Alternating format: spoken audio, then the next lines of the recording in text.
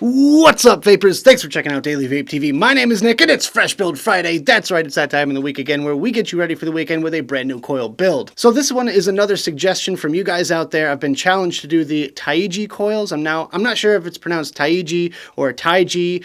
Really not sure, but I got some in from Coil Art a few weeks ago, and they look pretty simple, so I really felt like building it for you guys out there. For all you beginners that are still kind of getting into the whole complicated coils, this one should be pretty easy for you. Now, there are a lot of different variations that you can do with this build here. From what it looks like, it's just a simple Clapton coil twisted with a standard round wire. Now, I'm going to be doing it today with 26 and 36 gauge for the Clapton and 26 gauge twisted in as well. So that's going to be all nichrome wire, but feel free to use Kanthal or stainless steel or whatever you guys want. I've also heard different variations, including 24 gauge cores and 32 gauge outer wires twisted with 22 gauge, but to me that's going to be a little bit too low resistance for my liking. But anyways, feel free to build along with me if you guys want to. Go ahead and grab your mod, your wick, your wire, your tools, all that good stuff. Let's go down to the close-up view and build it up. Alright guys, so here are the Coil Art Taiji coils that we're going to be installing today. Alright, I'm just kidding. We're going to be making it ourselves, but I did make this pre-made Clapton wire just now using the Clapton Jig Rig V2 from Vaped3D.com. Make sure you check out the link in the description if you want to grab one of these for yourself. It really does come in handy. So I will be using this pre-made Clapton wire. I did use some 26 gauge nichrome 80 from Mad Rabbit wire, as well as some 36 gauge for this Clapton. And today we're going to be using some more of this 26 gauge to basically parallel with this pre-made Clapton wire to make our Taiji wire, or I hope it's pronounced Taiji. I don't really know, to be honest with you. It's Taiji or Taiji, I'm not really sure. I'm sure someone will correct me in the comments box below. So I'm just going to cut about 1.5 feet of this wire here, just to be on the safe side. I don't think we're going to need all of it today, but I did want to make sure we're, getting a little bit extra just in case we do need it. I'm going to be straightening this one out here, so we're going to insert that in the chuck of the drill, like so, and use our pliers for the other end, grab it onto it like that, and we're going to spin it up for a few seconds. Alright, so that is all said and done. Let's go ahead and grab our pre-made Clapton wire, do a tiny little bend on here just to grab it in the chuck of the drill like we normally do. Line those two suckers up and put it in the chuck of the drill.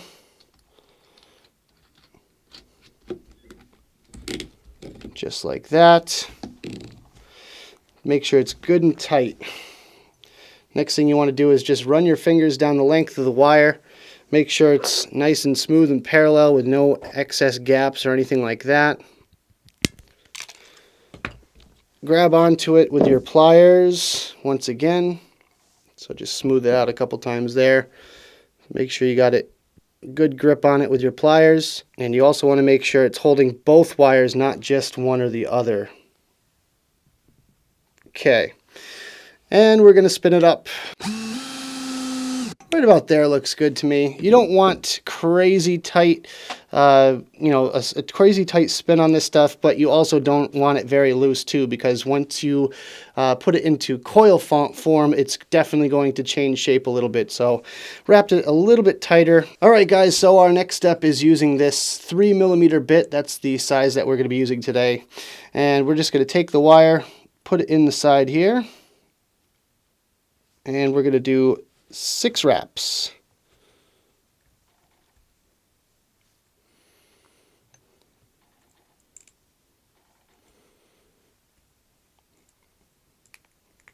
And you want to just put a lot of tension on that just to try to get this as even as possible. You want to hopefully get those that wire nice and even as well. Hopefully those things will line up for you. So once we remove it from the grip there, just going to straighten out our leads a little bit just to neaten everything up before we install. And I'm going to give this a little bit excess room on the other side so we have a little bit of grip once we install it there. And we're going to wrap another coil.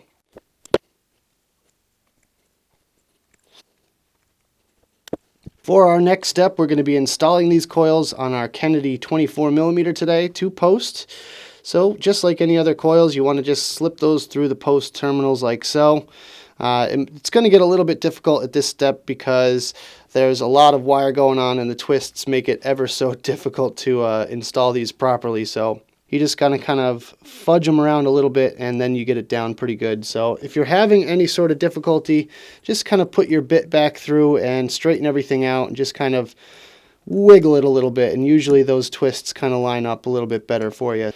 We're looking pretty good on this side, so I'm going to go ahead and tighten this down. Once all your coils are installed, we're just going to trim these leads here. And you want to be really careful with this step because you don't want to accidentally snip one of those coils, because there's a lot of wire going on here and it's definitely easily mistakable to clip one of those coils instead of clipping the extra wires. We're just going to clean up these coils a little bit, and sometimes you got to do a little bit of extra wrangling here. Those coils are going to line up, of course, in the position that you don't want them in, and then you have to just kind of mangle them around until you can get them to work for you. Man, I was so close to getting them to all line up, but I guess it's not really in the cards for me. I don't really care because I'm not so much of a perfectionist. A lot of you guys out there might want to spend some extra time on this step, just getting those coils to all line up nice and evenly. Personally, I really don't care. As long as it vapes, I'm happy. So I'm going to turn our mod on right now and just give it a little bit of low heat. I'm going to start it off at about 45 watts, 43 watts. There we go. Just giving it a tiny bit of heat right now, just to get those coils a little bit tempered and to get out any like crazy hot spots or anything like that. Just kind of molding it in place using our insulated tweezers here.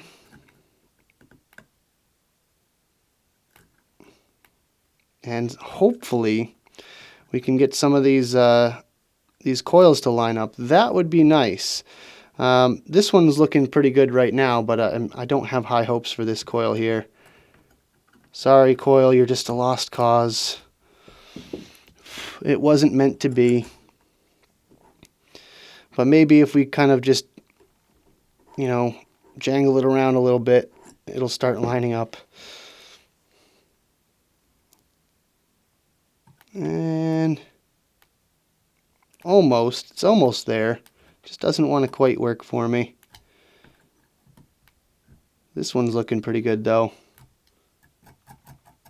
Now these are going to have some pretty significant hot spots at first, so you got to just kind of shoot them at low power first and then ramp it up once everything starts to work out for you. And there we go. Just kind of get them as close as possible together. I don't think you'll ever get these coils touching. It's just really not something that's possible with this much twisted wire going on, but just get them as close as you can. Starting to fire up pretty nice now from the center out, which is what I like. So I'm just going to give them one final little stretch here with the old bit once they cool off, and then we'll hit it with some higher heat. Alright, so we are now set to 95 watts. Let's go ahead and heat these coils up. Not too bad. This one still seems to be ramping up a tiny bit faster, but that shouldn't concern you too much. Just kind of keep hitting it with the heat and keep moving those coils around a little bit. Let them cool down and then reinsert that jig just to make sure everything's still lining up properly. And you should be in good shape in no time. Actually, right there, that looks pretty good to me. Alright. So a little bit more tunage here, and then we'll be ready to wick it.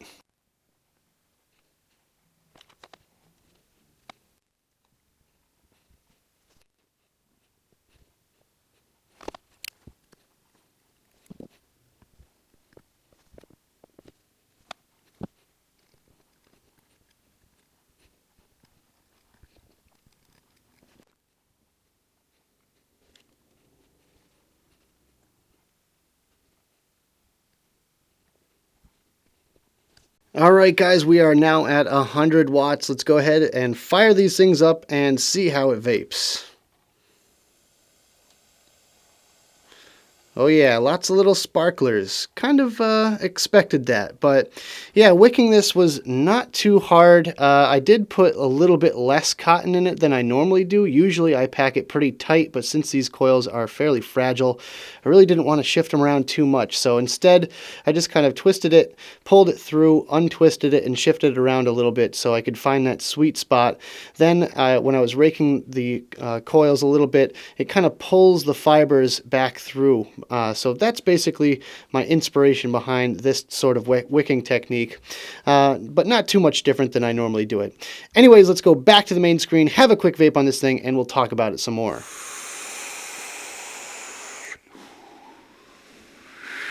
Alright guys, I hope you enjoyed the close-up section of this video. Now let's talk about the coils that we just built.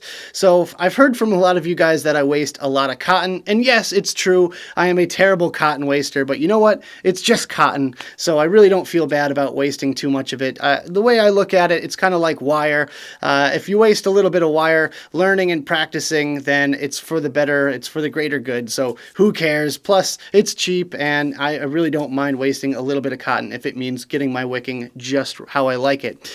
Anyways, for the heat factor on this one, it's actually not too bad at 100 watts. I was expecting a little bit warmer of a vape. However, this one is on the moderate side, even at 100 watts. The final resistance came out to 0.23 ohms, vaping it at 100 watts at 4.8 volts. So yeah, I kind of expected this one to be a little bit warmer than it is, but luckily, I guess it's on the cooler side because I feel like a little bit too much heat with this build here might end up causing it to really pop and crackle a little bit more and spit juice into your mouth, which is never a good thing. So with that, I'm kind of happy with the fact that it's a little bit cooler.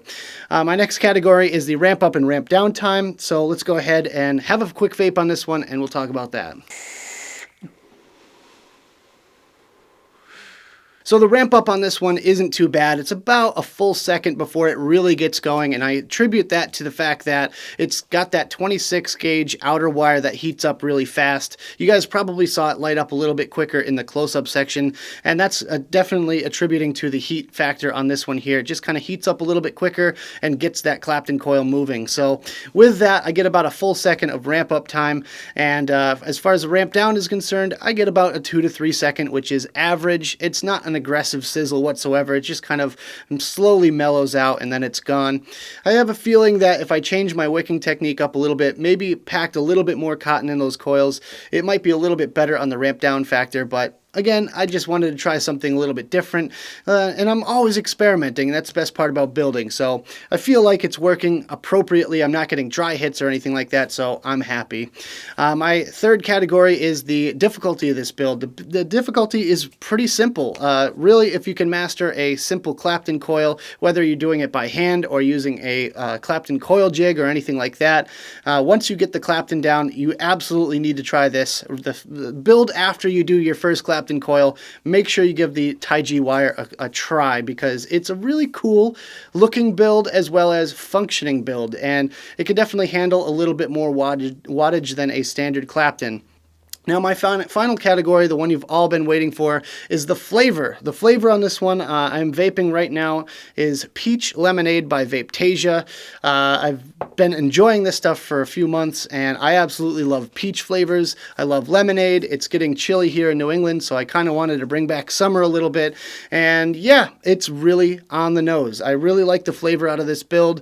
Nichrome wire, to me personally, gives me great flavor. Clapton coils, to me personally, give me amazing flavor. So the combination between the faster ramp up using the standard round wire twisted in with a Clapton coil gives you the advantage of both flavor and vapor production. So I could definitely see myself doing this one on a slightly different configuration on a mechanical mod or something like that.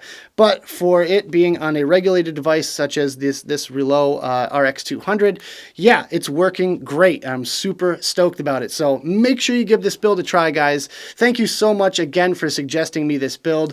I really look forward to your suggestions every single week and trying out different coils that you guys challenge me to do. So that about does it for this video, guys. I hope you enjoyed. If you did, make sure you hit that like button and subscribe for more videos just like this. Of course, leave me comments in the box below of what you think of this build, whether or not you want to try it out for yourself or anything else you guys want to discuss down there. I'd love to talk to you in the comments. Of course, check out the advocacy links I have in the description below. Make sure you stand up and fight for your right to vape. Also, check out my different social medias. I have Twitter and Instagram. Make sure you follow me on there, like my page on Facebook, check out my Snapchat, and if you want to give me a couple bucks on Patreon, that would be awesome as well. You guys are the best. Thank you so much for tuning in, and as always, vape on.